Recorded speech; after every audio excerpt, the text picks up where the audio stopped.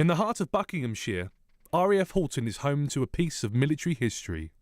During World War I, the land here was used for basic training before troops were deployed to the Western Front. As I walk through Babington Woods, the original trenches dug by the men in 1914 stretch for miles. They were training for real-time operations. So when they left here, when they went to France, they were going into an environment that they probably spent a month practicing for. So they would have lived and worked here over a month, rotating just like they would have done on the Western Front. That's Sergeant Dermot Walsh from the Royal Engineers. He has the mammoth task of mapping the trenches to see just how far they stretch across the land. When you see the size of these trenches, this was a major operation to get these built.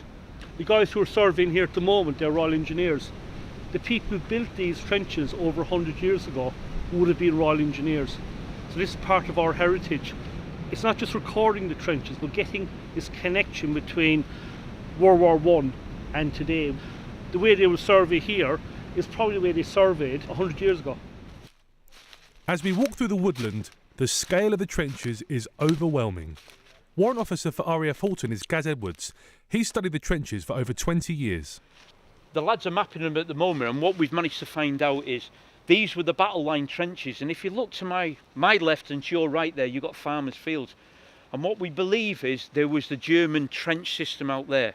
So they did the practicing over there, their administration and how to live, how to cook, how to survive and how to be a guard there. But then they came into what they called the actual physical training trenches, and they carried out section company battles and drills of assaulting across the fields into the German trench systems.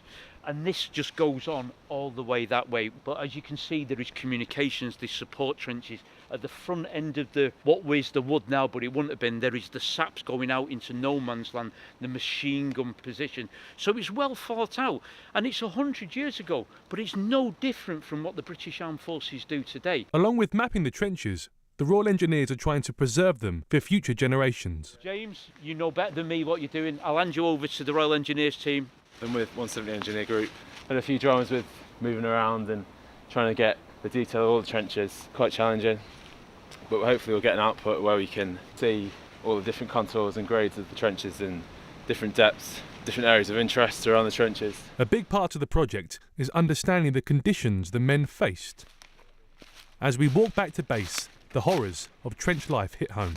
It was very damp conditions. Trench foot was a massive problem for the troops on there to try and keep out the water. The duckboard was invented, which enabled them to rise above the water within the trenches.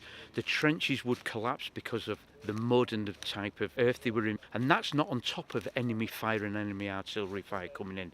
So it was very, very basic medieval conditions. They would sleep on the fire step, so very, very primitive. We can't understand the hardship that individuals would actually have suffered. And people went back, so they were going to leave in England and would have actually gone back. And when you see the reports of people who actually were upset if they're wounded, that they couldn't go back, I mean, that takes a certain breed of individual. I'm Dave Creasy at RAF Halton for Forces Radio BFBS.